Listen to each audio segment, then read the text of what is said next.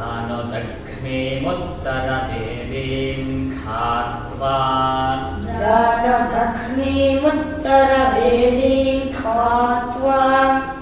जानदग्निमुत्तरवेदीं खात्वा अपां पूरयति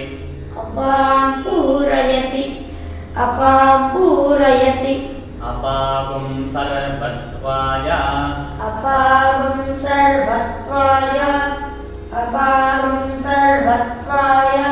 पुष्करपर्णगुं रुक्मं पुरुषमित्युपदधाति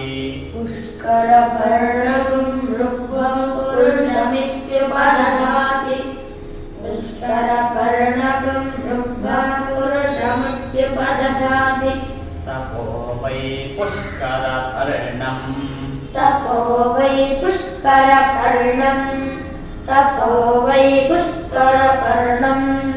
सत्यगुं रुक्मः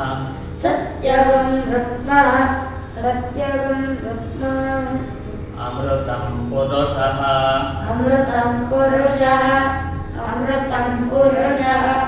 एतावद्वा वा अस्ति